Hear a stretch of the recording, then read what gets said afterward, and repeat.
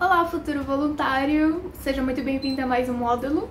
Nesse módulo aqui eu vou explicar um pouquinho mais sobre como funciona uma das modalidades do intercâmbio voluntário, né, em que geralmente a maioria das vagas encontradas são para instituições Campil, que são instituições que cuidam de pessoas com deficiência de aprendizado, né, deficiência intelectual, como síndrome de Down, paralisia cerebral e outras coisas.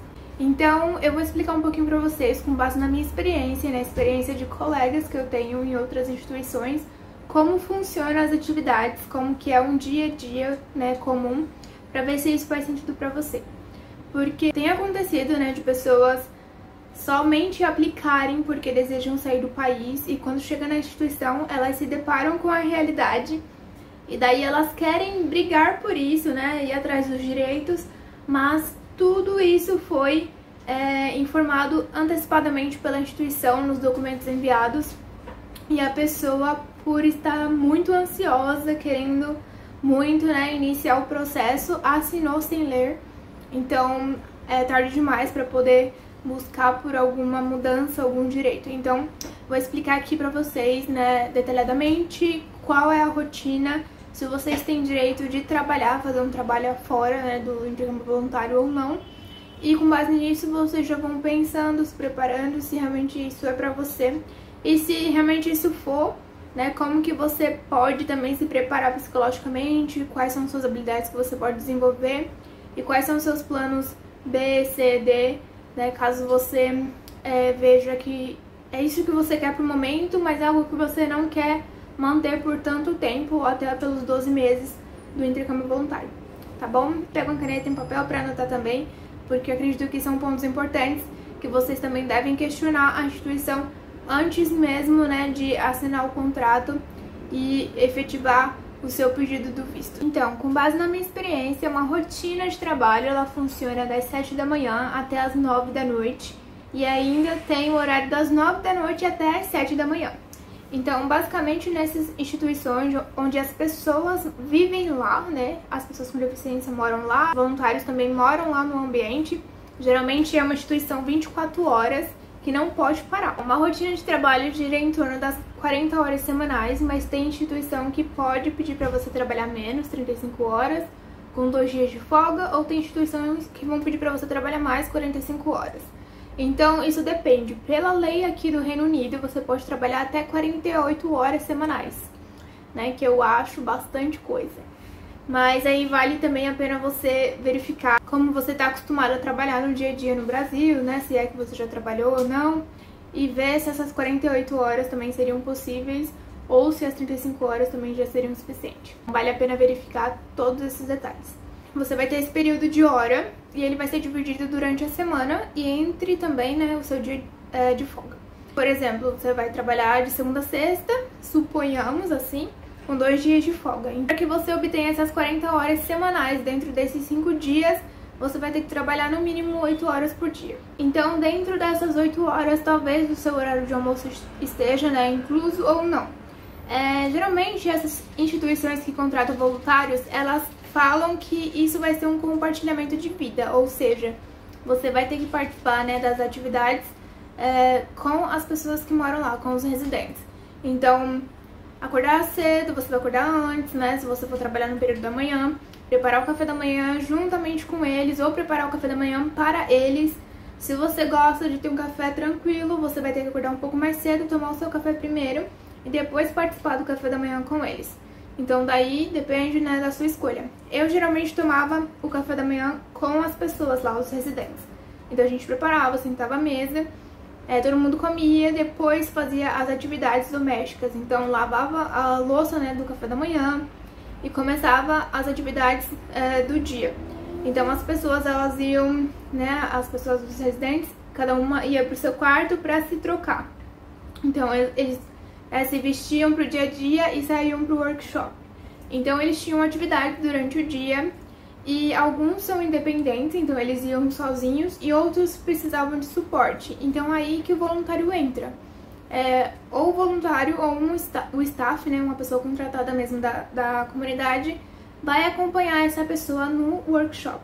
Então vai fazer atividades como ir na padaria, ou trabalhar no café, né, tipo, preparando lanche, servindo os clientes, ou trabalhar na parte da fazenda, cuidando de animais, ou com plantação e tudo mais, ou fazendo atividades, né, artísticas, preparando coisas para evento, então trabalhos manuais, feito à mão, né, ou enfim, tem uma diversas possibilidades.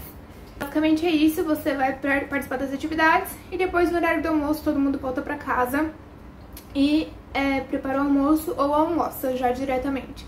Então depende muito do que você for fazer, do que você vai ser responsável para poder fazer. No meu caso, só dando aqui um exemplo, né, eu trabalhava, por exemplo, segunda-feira eu trabalhava somente na parte da manhã. Então eu era responsável só por acordar as pessoas, né, os residentes, administrar o medicamento, eu dava os remédios pra eles do dia, da manhã, eles trocavam de roupa, e daí a gente preparava o café da manhã, eu serviam, e aí eles saíam pro workshop e eu já tava off.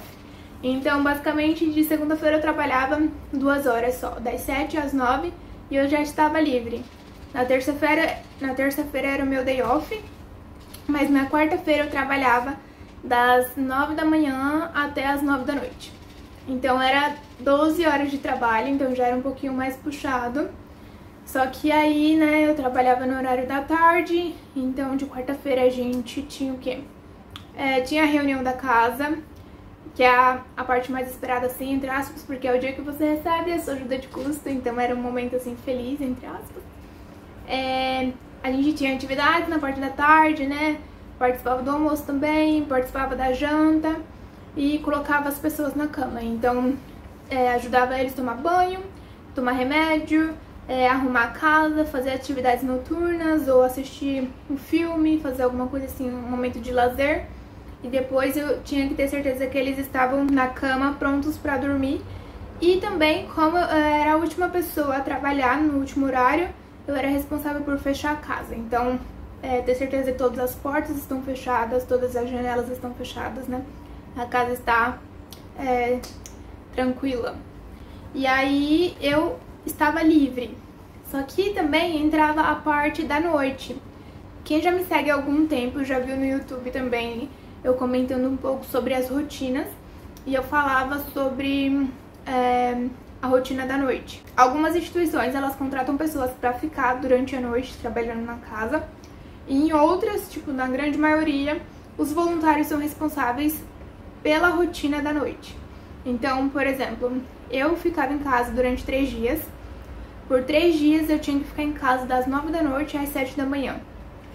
Eu podia dormir normal, era uma rotina normal, porque as pessoas que moravam na casa comigo, né, as pessoas com deficiência, elas eram tranquilas, não precisavam de suporte durante a noite.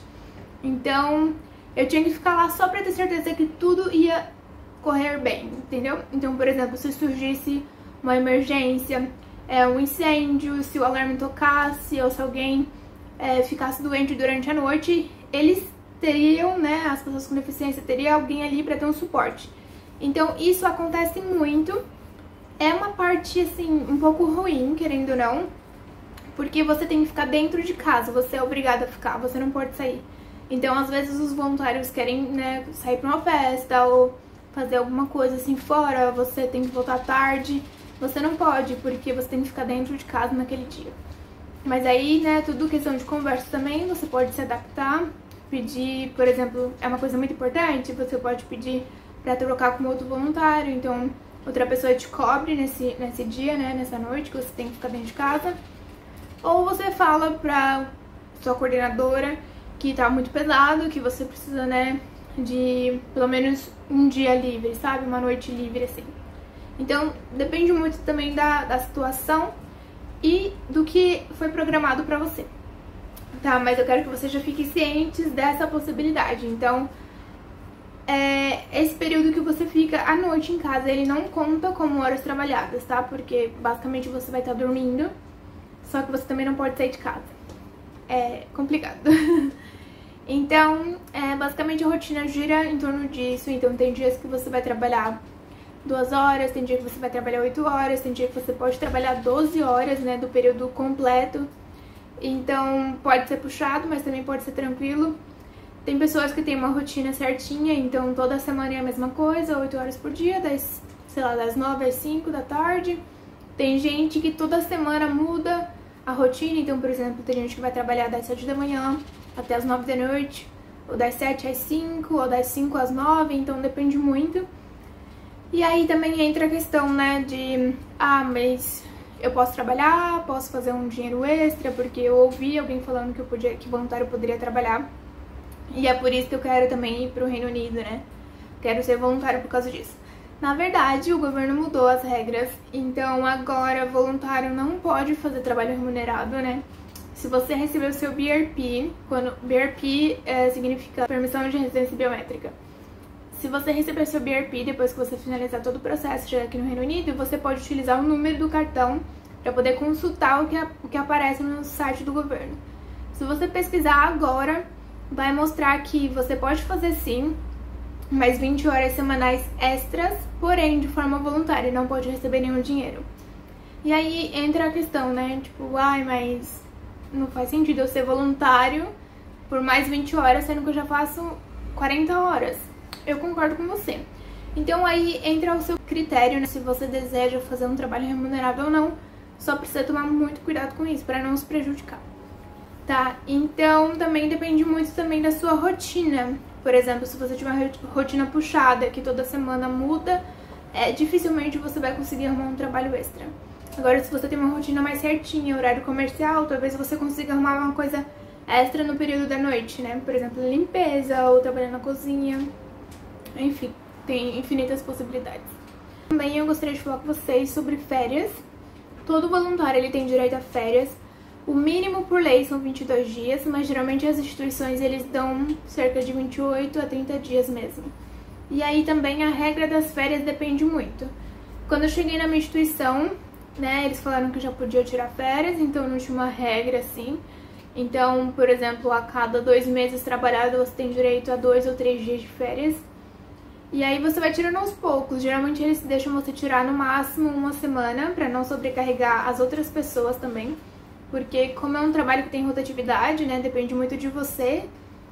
Se você sai de férias, outra pessoa precisa te cobrir. E daí pra não sobrecarregá-la, né, você não pode ficar tanto tempo longe. Mas também vale a pena conversar, né? Conversar com a instituição e verificar. A questão do dia de folga. Geralmente você vai receber pelo menos um dia de folga, mas também vale a pena verificar com a instituição antes. Algumas dão 2 dias de folga ou dão 1 dia de folga e meia. Então, por exemplo, no meu caso eu tive a segunda-feira livre, entre aspas. Eu trabalhava das 7 às 9, depois eu tava livre e já emendava com a terça-feira off também. Então, basicamente, eu tinha, sei lá, quase 2 dias de folga. Vale a pena você também verificar com a instituição quantos dias de folga você vai ter. Isso faz sentido pra você com base na quantidade de horas trabalhadas. Então, pode acontecer, por exemplo, se você tiver 2 dias de folgas, de não ser um dia após o outro. Então, pode ser, por exemplo, que um caia na segunda-feira e o outro dia de folga só na quinta ou só na sexta-feira. Então, você também precisa verificar porque, né, tipo assim, se for desse jeito, você vai ter menos chances de conseguir fazer uma viagem no seu dia de folga. Mas ao mesmo tempo é bom que você não fica tão cansado, né? Porque você vai trabalhar num dia, trabalhar, sei lá, por 2 ou 3 dias, folgar, e depois de novo trabalhar por 2 ou 3 dias e folgar. Então, precisa verificar todas essas informações. Se é uma coisa que você sabe que não vai ter, né? Por exemplo, não vai ser junto os dias de folga, mas você quer muito que seja, você pode já conversar antecipadamente com a instituição pra ver se isso é uma possibilidade. Também vamos falar do Pocket Money, que na verdade é ajuda de custo. Algumas instituições elas fornecem ajuda de custo, outras não. O valor assim em média é de 35 a 45 libras por semana. Então geralmente eles pagam a cada uma semana trabalhada, né, durante o dia da semana. Geralmente as instituições elas fazem uma reunião com as pessoas da casa ou com as pessoas com deficiência também, e elas fazem o pagamento após esse momento. E com esse dinheiro você consegue fazer muita coisa até, né? Porque você vai receber alimentação e moradia da instituição, então você não vai precisar gastar com muita coisa. E esse dinheiro você consegue juntar por um certo período de tempo e comprar viagem pra outro lugar. Então, se você for tirar férias, você consegue juntar, comprar um voo, né? Um ticket de voo barato, ou alugar um carro com outros voluntários também, né? E dividir o valor vale super a pena também. E é isso, gente. Esse é um resumo, né, como funcionam as atividades. Então, a maioria dos campios, né, falando assim, focando nessa área, mesmo que sejam escola, fazenda, café, universidade, eles são voltados para cuidados de pessoas com deficiência. Então, por mais que talvez alguns não precisem de fato lidar com cuidados pessoais, né, dar banho, alimentar, dar medicamento, a maioria deles precisam. Então, você precisa também ter em mente se isso é uma coisa pra você ou não. É só uma observação, digamos assim, né?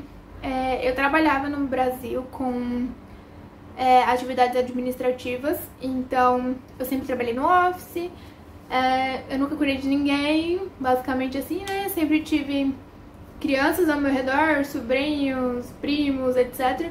Mas eu não me via sendo uma pessoa que fosse cuidar de alguém, porque eu não sou tão, assim, afetiva, digamos. Mas aí, quando eu vi essa oportunidade, eu falei, por que não, né? Aprender a lidar com outro ser humano, uma pessoa que tem deficiência, que tem limitações. Assim, não que nós não tenhamos também, mas é diferente, né? E aí, no dia a dia, a primeira vez que eu tive que dar banho, entre aspas, né, numa pessoa, eu, tipo, fiquei em estado de choque, sabe? Tipo, meu Deus, será que eu realmente deveria estar aqui? É muito estranho isso. Enfim, e aos poucos eu fui acostumando, né? E a forma que eles têm, né, de confiar isso a você é super importante. Então eu acho que você precisa realmente pensar, será que eu sou realmente uma pessoa confiável pra isso? Será que eu sou uma pessoa que vai ter estômago também pra isso, né? Porque algumas coisas que você vai ter que fazer no dia a dia são coisas muito íntimas, né? Muito pessoal, assim. Então você precisa saber se você será capaz de lidar com isso. Se você tiver assim na dúvida, tipo, eu não sei, tenta, que é tudo questão de adaptação. Mas se você tem certeza que você não consegue, é uma coisa que você não quer pra sua vida, já não vai, sabe? Aplica pra outra instituição. A gente também tem instituição, né, acomodação estudantil, que você vai participar da limpeza, recepcionista, ou você também vai participar da cozinha. Então já são coisas assim mais dia a dia, né, tranquilas do dia a dia. Ou você também pode aplicar para instituições de esportes, então auxiliar crianças e adolescentes em acampamento, ou instituições budistas, religiosas e tudo mais, sabe? Se você tem certeza que a parte de cuidados não é pra você, não vá. Mas se você tá na dúvida, que você ainda não sabe, você é um pouco mais flexível também, pode tentar, que talvez você goste, eu acho que vai dar certo. Tá bom? Então é isso. Espero que vocês entendam o que eu estou falando aqui, né? Pense realmente se isso é pra você ou não. Eu sei que o intercâmbio voluntário é super atrativo, mas, né, é um grande investimento, é quase 10 mil reais que você precisa investir, né, agora em 2023. E é uma mudança de vida praticamente, então verifica se isso é pra você. Eu acredito que sim, né, senão você também não teria nem chegado aqui, você não teria nem pensado nessa possibilidade. Mas foca nisso também, corre nos passos. E é isso, espero receber você aqui. Então é isso, muito obrigada e te vejo no próximo módulo.